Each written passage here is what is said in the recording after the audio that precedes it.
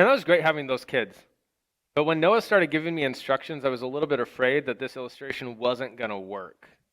Because he was on. He's like, you got to open the jelly jar. I was like, dang it. I,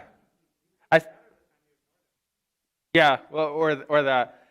I saw that activity done when I was a high schooler, and it was so fun watching two very intelligent high school students just like pulling out their hair as someone is taking their words and just not doing it the way that it's supposed to be done.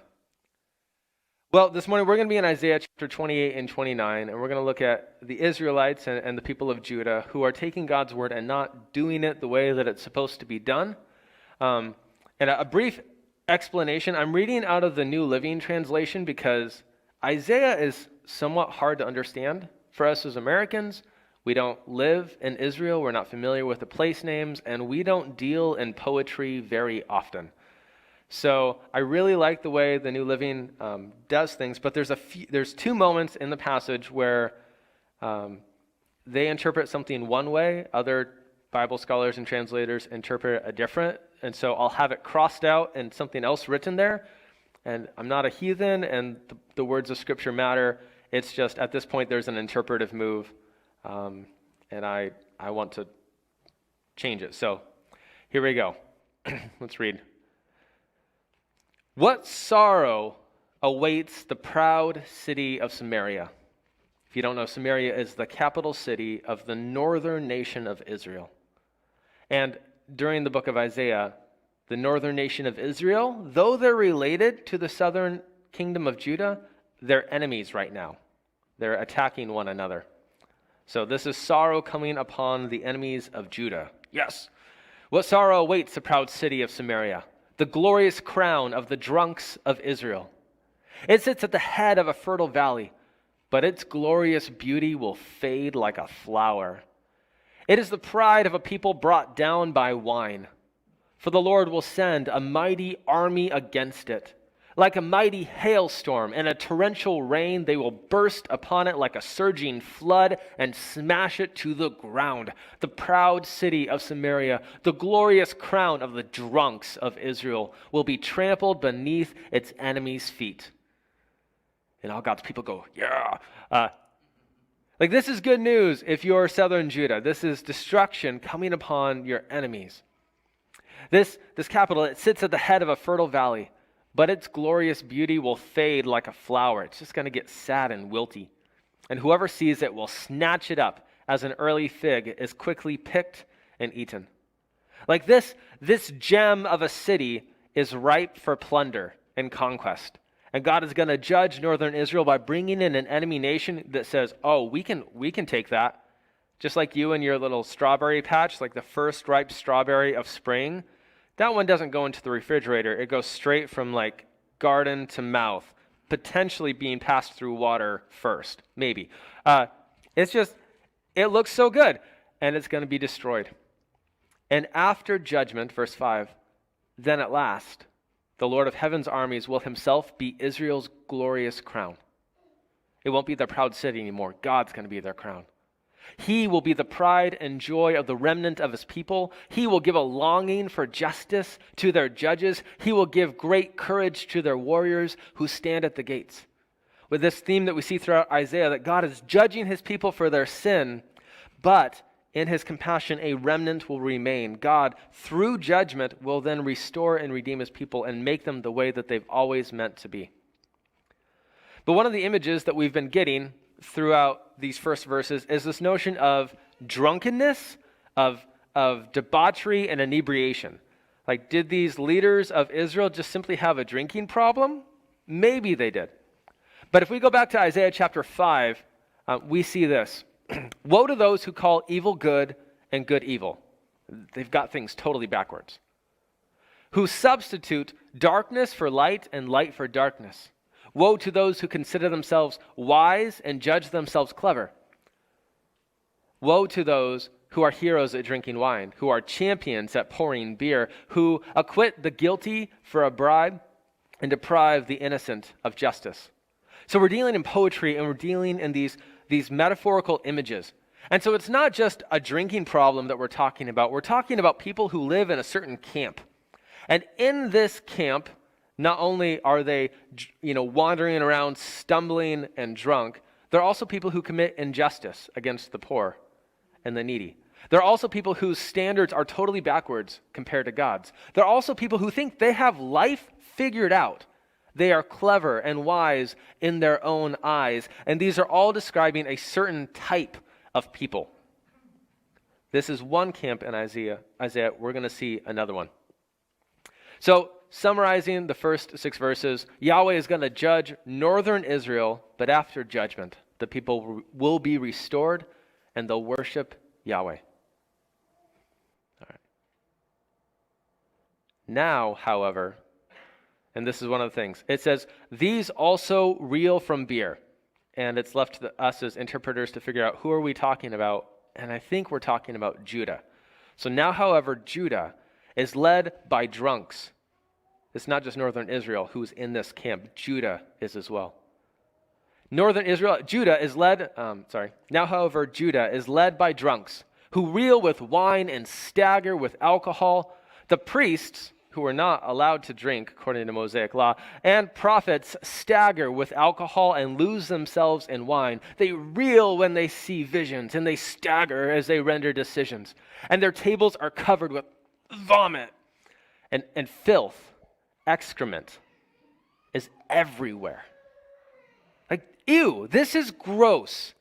This is so gross. Isaiah is describing these leaders as a bunch of drunks who are past the point of vomit and other things, and it's just nasty, and there's no clean place left. That's what their leaders are like. And then the leaders say this, who does the Lord think we are? They ask. Why does he speak to us like this?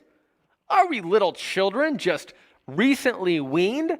He tells us everything over and over, one line at a time, a little here and a little there. And you've got to give it like your best 13-year-old eye roll and like nagging voice.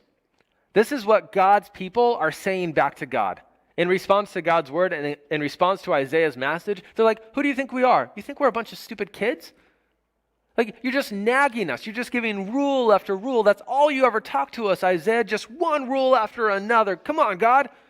What's going on? That's how they're treating God's word. And so now God will have to speak to his people through foreign oppressors who speak with a strange language. Because God has told his people, here is a place of rest. Let the weary rest here. This is a place of quiet rest. God's not giving them rules. He's not nagging them. He's telling them, if you want to experience peace, do justice. Let people rest here, and it will be rest and refreshment for your whole country. That's his message. But they would not listen. And so, the Lord will spell out his message for them again. One line at a time. One line at a time. A little here and a little there. So that they will stumble and fall. They will be injured, trapped, and captured. What's God doing? He's judging them by their own words. He's taking their thoughts and he's turning it upon them. Oh, you think my message of like peace and rest and justice is a bunch of nagging rules? If that's how you want it to be, fine. It will just continue to be that. Until you keep ignoring my word to the point that you're going into captivity and being judged. And so what we see in these verses is that the leaders of Judah, they ignore and they disdain God's word. It's just a bunch of nagging rules. And so God is going to judge them by continuing to speak to them in the exact same way until they end up in captivity. So therefore, listen. Listen to this message from the Lord, you scoffing rulers in Jerusalem. You boast, we've struck a bargain to cheat death, and we have made a deal to dodge the grave. The coming destruction can never touch us, for we have built a strong refuge made of lies and deception. Like, they have a plan. They've got it figured out. They're not going to get destroyed because they're a cheat, and no one's going to catch them at it. But therefore, this is what the sovereign Lord says. Look, I'm going to place a foundation stone in Jerusalem, a firm and tested stone. It's a precious cornerstone that is safe to build on. Whoever believes need never be shaken. What's God saying? Austin, actually go to the next slide. One more, there we go. This is, again, an image drawn from earlier in Isaiah. This is from chapter 8. Make the Lord of heaven's armies holy in your life. He is the one you should fear. He's the one that you should make tremble. He will keep you safe. But to Israel and Judah, he will be a stone that makes people stumble and a rock that makes them fall. All right, next slide. I've got my slide guy working much quicker today, so he's doing a great job. So what God is saying is he's getting in his people's way. He is putting a big giant obstacle in their path, a rock. A rock that if people trust in it and rely on it, they will be secure. It will be the firm cornerstone on the foundation, and this whole building that's constructed is going to be just fine. But we know from chapter 8, if they don't trust in this stone, they're going to crash against it or be smushed by it. And throughout the context of Isaiah, this rock is God himself and God's king, the Messiah, the coming Christ. We don't necessarily see it here. And so God continues. God says, I'm going to test you guys with the measuring line of justice and the plumb line of righteousness. Since your refuge, this thing you're trusting, is made of lies, a hailstorm will knock it down. Since it's made of deception, a flood will sweep it away. It's the same image we saw in judgment for the northern nation of Israel. Now it's coming on Judah. A flood will sweep it away. I'm going to cancel the bargain that you made to cheat death. I'm going to overturn your deal to dodge the grave. When the terrible enemy sweeps through, you're going to be trampled into the ground. Again and again, that flood will come morning after morning, day and night, until you are carried away.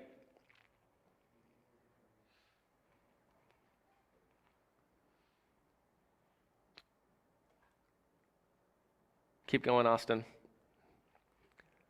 One more. Thank you. And this message will bring terror to your people. One translation actually says, and it's going to take terror for you to understand it. Like if you guys understood what I'm saying, you would be scared out of your wits. But apparently you're going to have to be scared out of your wits before you finally get what I'm trying to tell you. That the bed that you've made is too short to lie on. The blankets are too narrow to cover you. Their plans and all this stuff that they have figured out for how to save themselves is not going to work.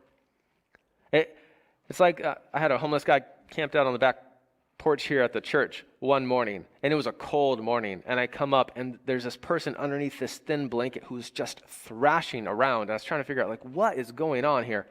And I finally realized here's someone who's trying to sleep, and he is freezing.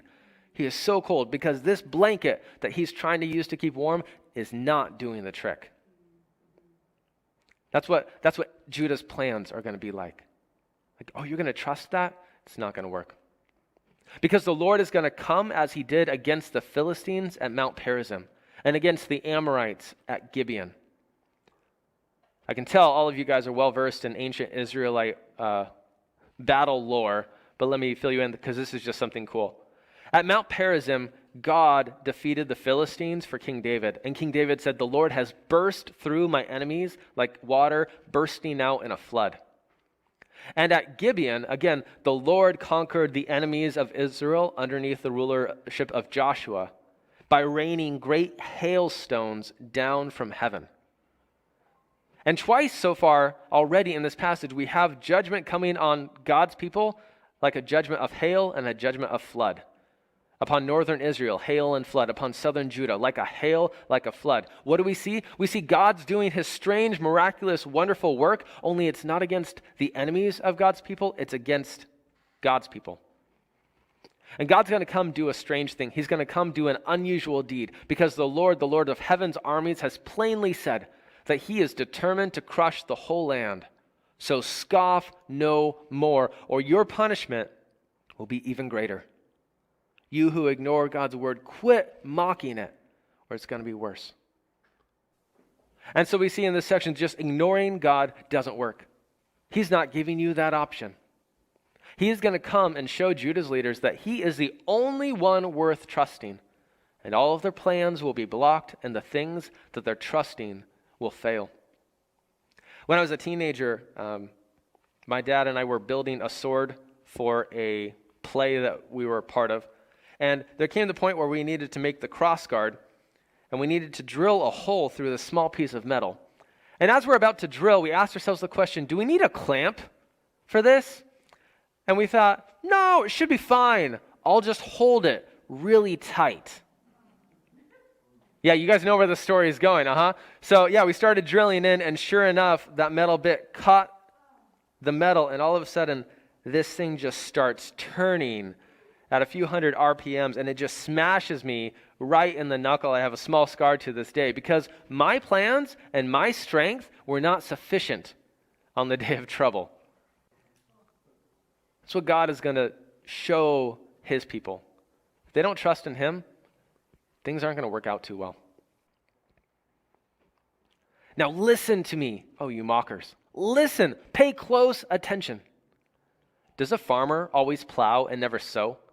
Is he forever cultivating the soil and never planting? Does he not finally plant his seeds? Black cumin, wheat, barley, emmer wheat. For us non-farmers, we might say like corn, potatoes, carrots, each in its proper place, each in the proper way, each in its proper place. The farmer knows just what to do because God has given him understanding.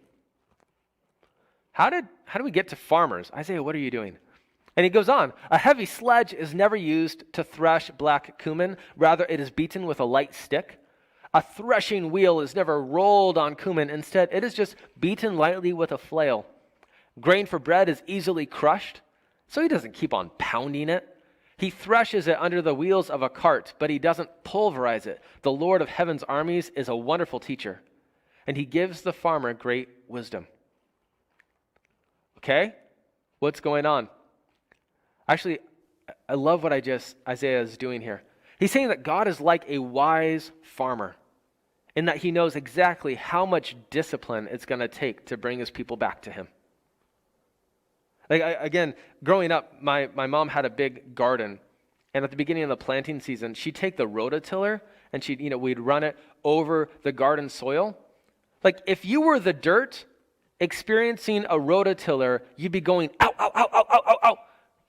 Like as a farmer, you're destroying the dirt for a purpose so that you can plant seed in it.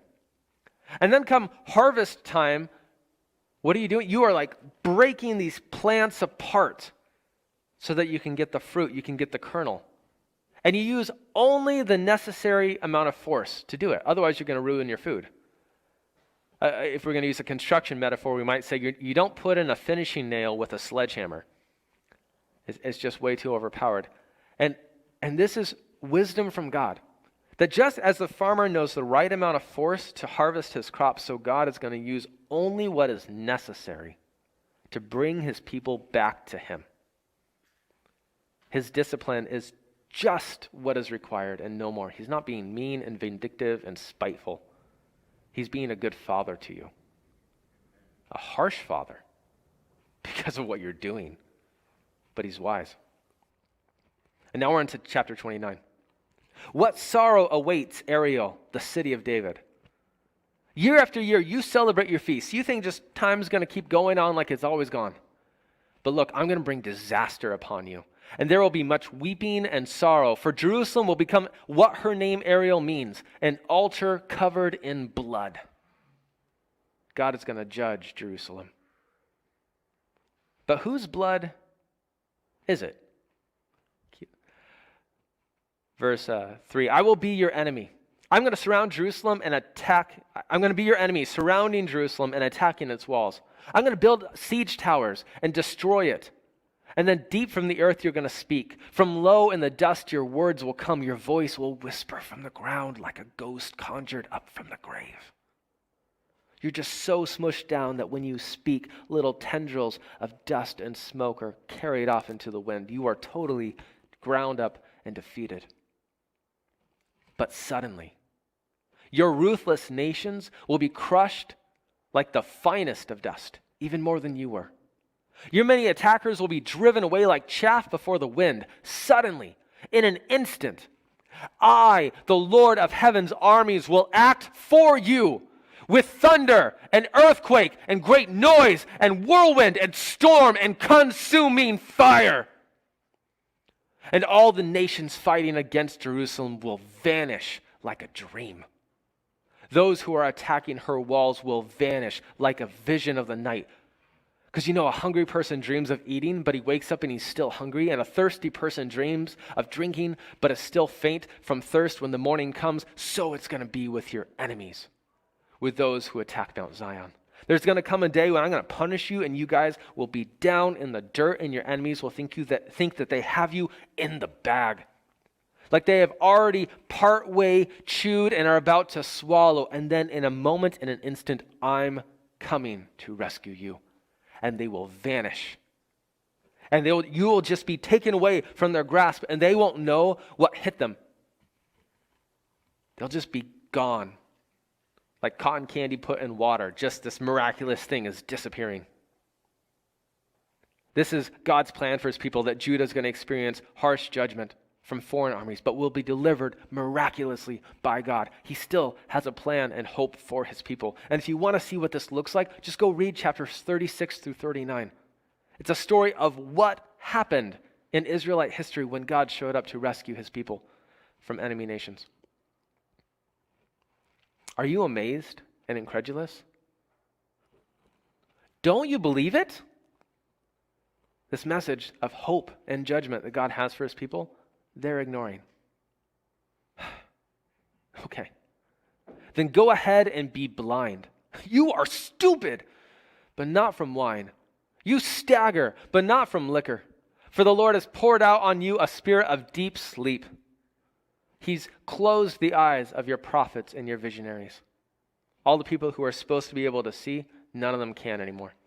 And all the future events in this vision are going to be like a sealed book to them. When you give it to those who can read, they're going to we can't read it because it's sealed. And when you give it to those who cannot read, they'll say, we don't know how to read. What's going on? God has a vision, a message for his people, and it's one of judgment and hope, and they don't want to hear it. They don't want to hear it. There are people who either can't or won't pay attention to God's word. And so the Lord says, these people say they're mine. They honor me with their lips, but their hearts are far from me. And they're worshiping me as nothing but man-made rules learned by rote. Just empty rituals, because during this time that Isaiah is trying to talk to them, they're continuing the sacrificial system. Everything's going well. The animals continue to be killed, but the people want nothing to do with God. And so because of this, I will once again astound these hypocrites with amazing wonders. The wisdom of the wise will pass away, and the intelligence of the intelligent will disappear. What's God saying? He says, because Judah either cannot or will not pay attention to God's word, choosing empty rituals instead of true worship from the heart, God is going to astound them by ruining their plans. You think you're so wise? I'll show you. I'll show you.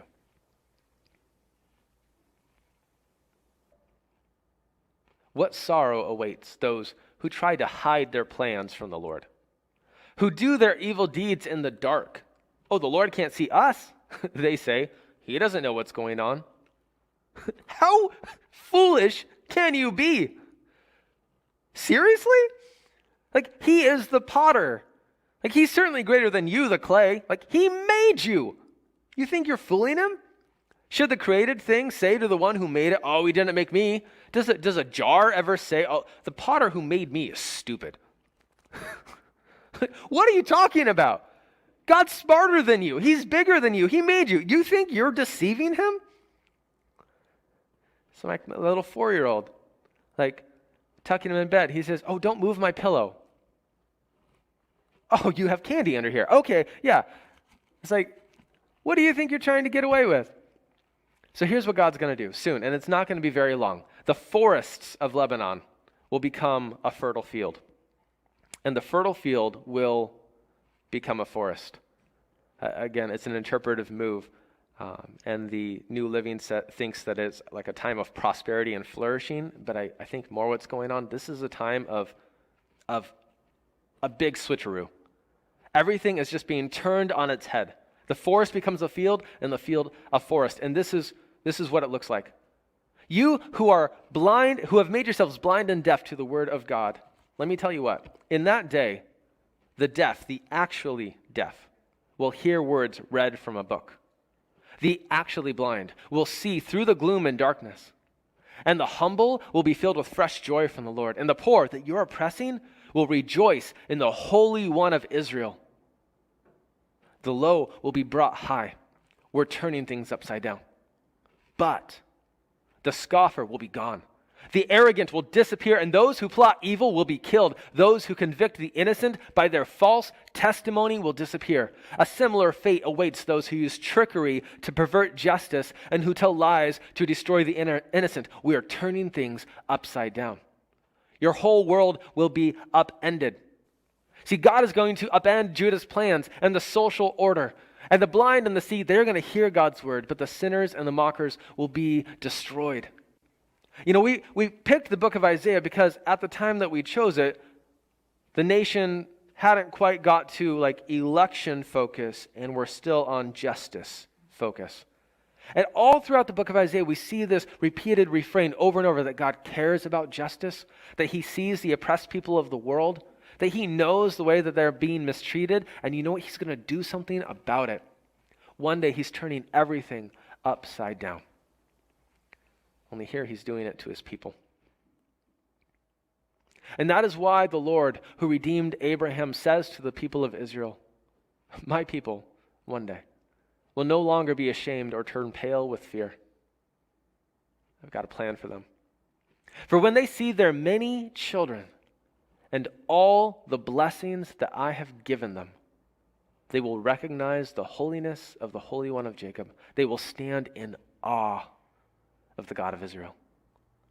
And then the wayward will gain understanding, and complainers will accept instruction. And Isaiah brings us full circle because he began with judgment on northern Israel, and then we went and we talked about Judah and the judgment and the restoration that God is planning for his people, and now we're back to northern Israel. That these people who are judged, both of these people are being surrounded by armies. Israel's being taken away. Judah will be miraculously saved.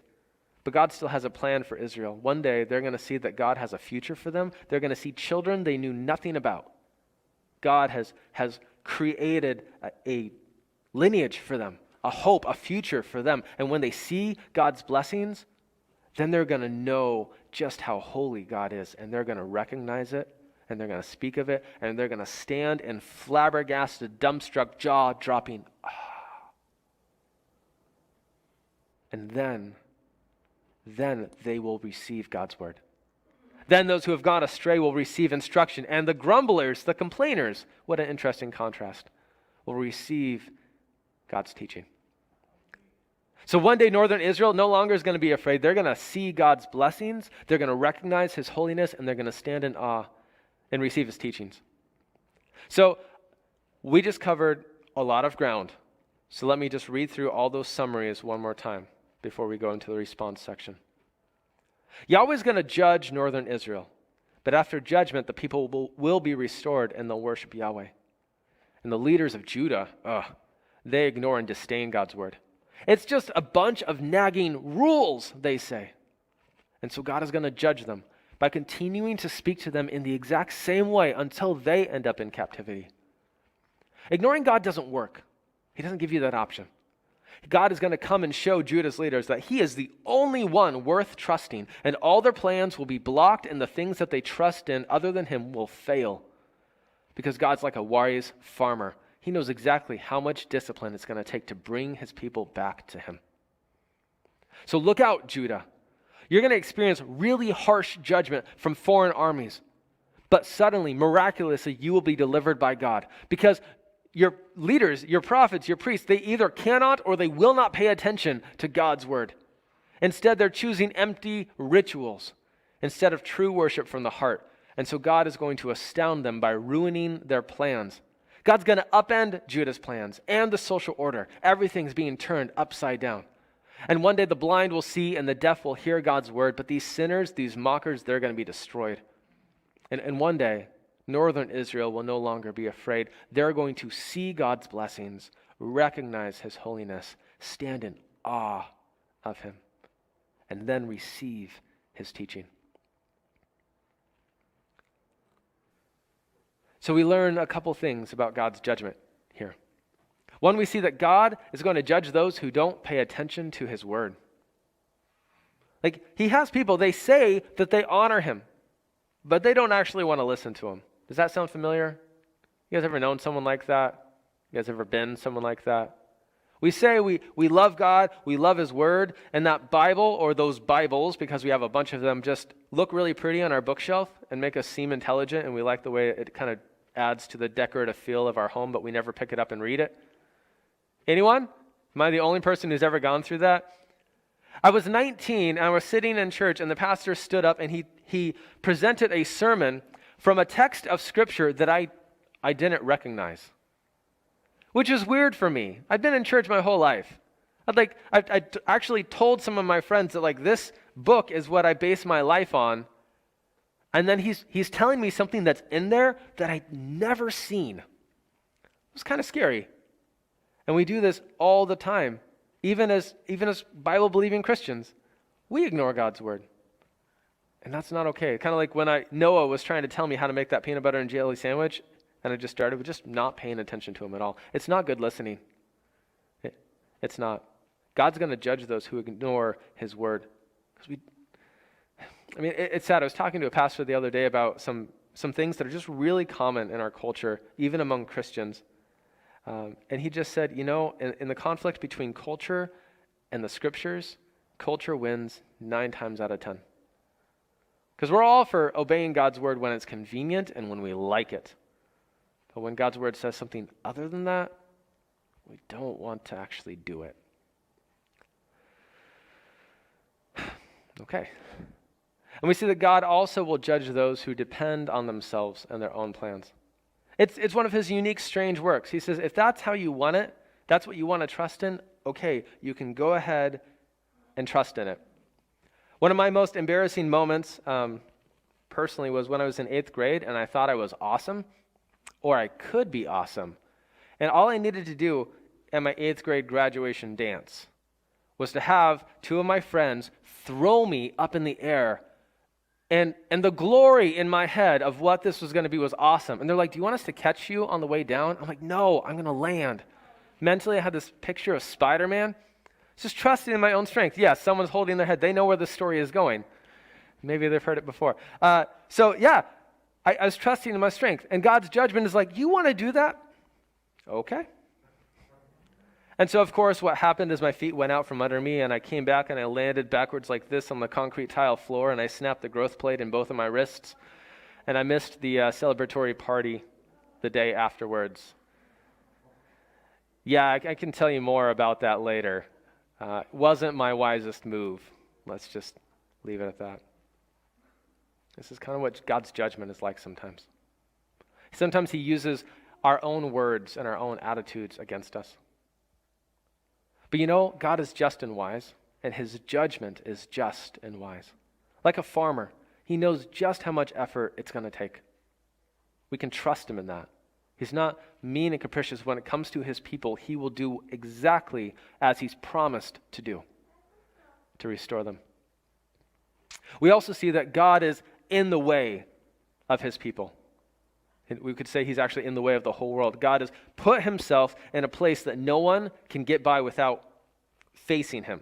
He's the obstacle in the way of every human who's living. Will we trust God and be secure, or are we going to run smack dab into him? We're going to be crushed by him. Those are our options. We see that God saves the meek and the needy who rely on him and who accept his instructions. And we also see that obedience begins with awe of God, true fear, and the accepting of God's word. Because, over and over throughout this passage, we see how people are responding and mocking and rejecting and twisting God's word and turning it into a bunch of rules. But right at the end, we see that when the Israelites see what God has done for them that they didn't deserve, and they recognize his holiness, and they stand in awe of him, then they receive his instructions. then they actually become the kind of people who will take and respond to God's word the way it's always meant to be done. And so this morning I have some do's and don'ts of responding for you from Isaiah 28 and 29. Whoa, that is tiny. All right, let's go this way. I'm sorry. So don'ts. Don't rely on yourself. You might think you're smart enough to hold that piece of metal down. You're not. Don't do it. Don't despise God's word. Don't ignore it. Don't twist it. Don't think that God is just trying to nag you and give you a bunch of rules. The Bible is not a rule book. It's not a self-help book. It's a story of God, a loving God's interaction with the creation that he's made and his plan for it. Don't turn our relationship with God into rules. Oh, but that's easy to do. Don't turn it into a bunch of rules. God is not impressed with you if you pray every day for 15 minutes and you read 3 chapters of your Bible every evening and you tithe 17.2% of your income or 12.5 or whatever that might be, and you go to church every single day and you think that because you've checked that off your list and you've checked that off your list and you've checked that off your list that you are, check, good with God and a big check, good person, right? Because you've done everything that was required of you. Because if we turn it into a checklist, oh, it's so tempting. It's so nice and clear. What do I need to do? Well, you just got to check these boxes. Awesome. Check, check, check. God can't ask anything more of me. No one else can ask anything more of me. Like it's comfortable. It's safe. And we use rules to keep people at a distance. And then Jesus shows up on the scene and he just crashes the checklist by saying, here's what you need to do. Love God with all your heart, soul, mind, and strength, and love your neighbor as yourself. And we're like, Jesus, where's how do we get a box around that? Because I feel like maybe I could put a big check mark on those for about 15 seconds, and then the situation changes. And it's just never enough. When have you done that? When do I get to say, enough and no more? And he doesn't give us that option.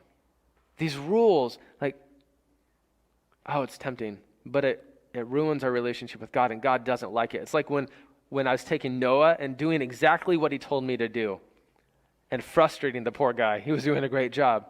Because he didn't want me to put my hand in the jam, and he didn't want me to put the peanut butter smack dab flat on the table. That's not what it's about. It's about something different. Don't rely on yourself, but instead trust God and believe in Jesus. And don't despise God's word. Instead, listen to God's word and accept instruction.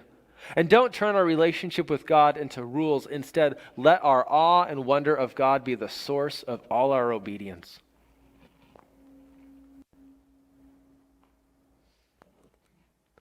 So how? I'm going to give you a couple of thoughts on how we can do these things.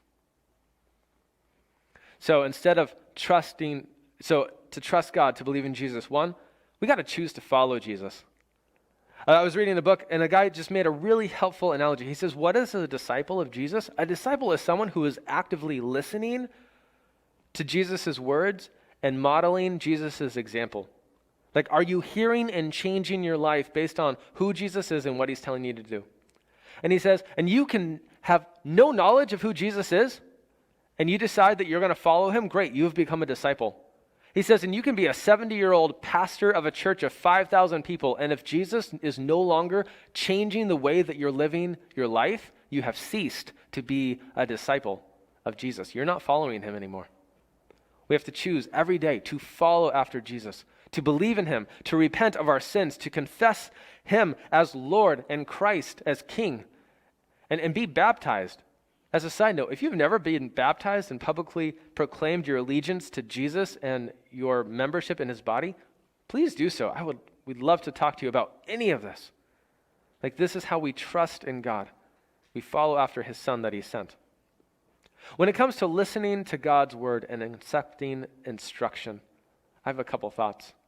The first is to find a translation that you can understand. If you guys are still reading, God bless King James. But the Bible is hard enough to understand and respond to when you aren't struggling with the language itself. So it's just a little thing, but please be reading a version that you can understand most of the words. And then read it. And read it again, and read it again, and listen to it on audio as you're going to and from work, and then talk about it. Talk about it with especially someone who can help you see the beauty of not only the scriptures, but of the God that they tell you about, and of the world that God created. I have a friend, his name's Drew, and he's a nerd. He's like a spectacular nerd, and he loves the works of J.R.R. Tolkien, The Hobbit, The Silmarillion, The Lord of the Rings. And going through those books with Drew as my guide was like touring a fine museum with a personal, curator walking me through it. Drew's like, oh, look for this. Oh, you're thinking some really good things. Okay, now think about this. And he took me through the words of Tolkien, and he made me fall in love with him. Guys, let's do that with the scripture. Let's talk to people who love it and who can help us love too. Like, this is what I'm reading. That's fantastic. Isn't that awesome? Isn't it amazing that God is like a wise farmer when he is going to discipline his people only to the extent that's necessary? He's not taking a sledgehammer to a finishing nail. Like, no, he's doing it just in the right way. Like, isn't that wonderful? And just as we read and digest, let us attend to God's spoken word. Why? Because the creator of all the universe, of galaxies and universes and DNA and oceans and mountains and earthquakes and everything, has communicated with us. He's actually written us a letter. He's told us a story, and it's a good one. Let's not ignore it. And then let our awe be the source of all our obedience. And how do we do that? And I'm convinced one of the first things is that we need to see ourselves as part of the story. The Bible's not a self-help book. It's not trying to help you just, pick yourself up by your bootstraps, although it is sold in self-help sections. It's not a bunch of rules that you have to do to be okay with God. First and foremost, it is a story of the God who created the world and is now rescuing and redeeming it from its decay and despondency that we have fallen into. And the cool thing about the story of the Bible is that it doesn't end in Revelation 22. That's like a fast track to the future. But that you and I and everyone else that we know currently are living in the story of God and the redemption that he is playing out in human history, of the way that he is joining men and women from every language, tribe, nation, and tongue to his people. The way that God is saying, you too can be part of my family. You too can experience forgiveness. You too can have a hope and a future if you trust in me. I have a plan, and I'm going to work it out. We are part of a story so much bigger than anything else out there. And I think if we took time to sit and savor the character of God, I know this one is hard for me as a 21st century American with a penchant for audiobooks and radio and podcasts and TV and movies and YouTube and I have a hard time sitting still. I have a hard time taking time to not continually receive more input and more noise in my life. Okay, I'm glad someone laughed. I'm like, I'm not alone in this world. This is wonderful. But what if we just took time to think about it? What if we read about the character of God and that he's compassionate and he's gracious and he's slow to anger?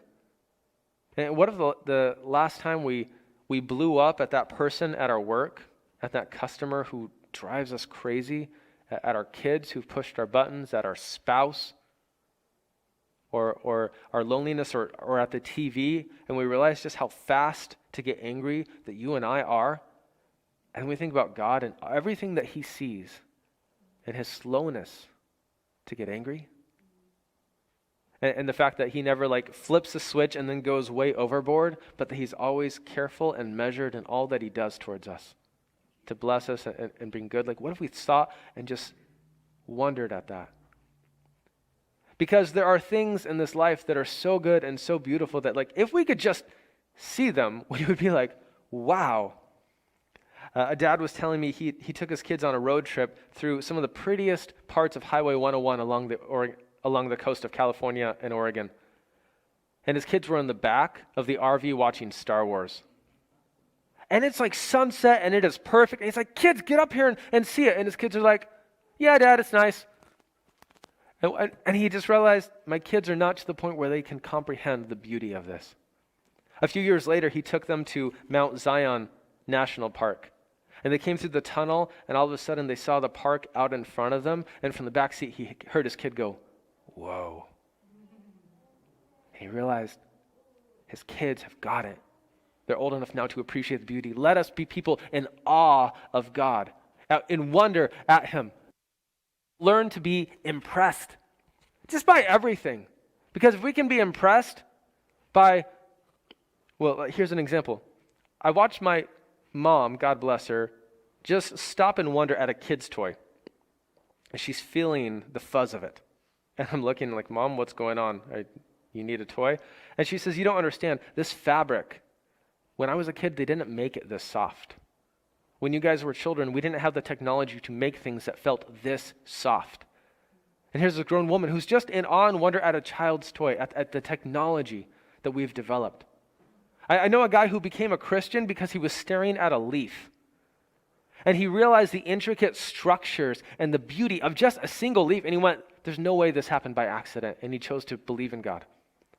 Like, let us become people that experience awe and amazement every day, because there are things to be awed and amazed by every single day. And if we can do that in our normal life, then hopefully we can turn it and just praise God for what he has done.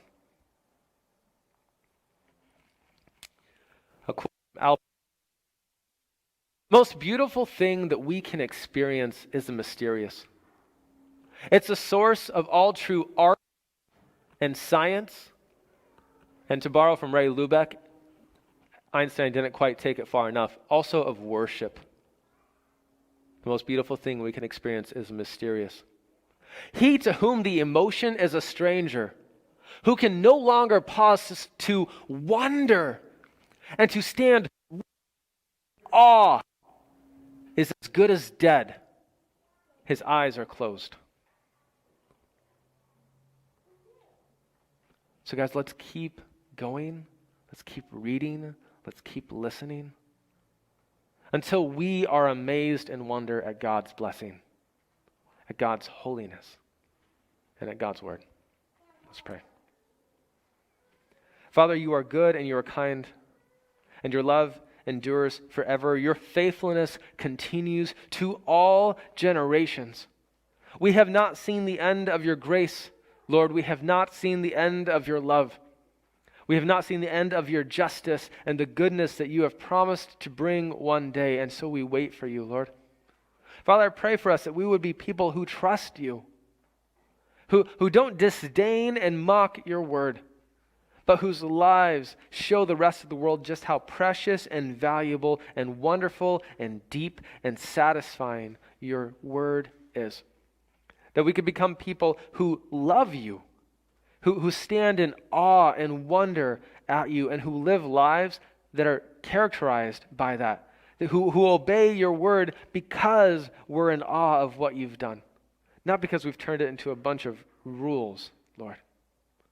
So Father, teach us to be people to love you, teach us to be people to be amazed at you, teach us to be people who trust you, who listen to you, and who wonder at you, to be the kind of people that you've always intended us to be. For our good, for your glory, and for the good of the world around us. Lord, we pray for your blessing. Help us to see who you are. In Jesus' name, amen.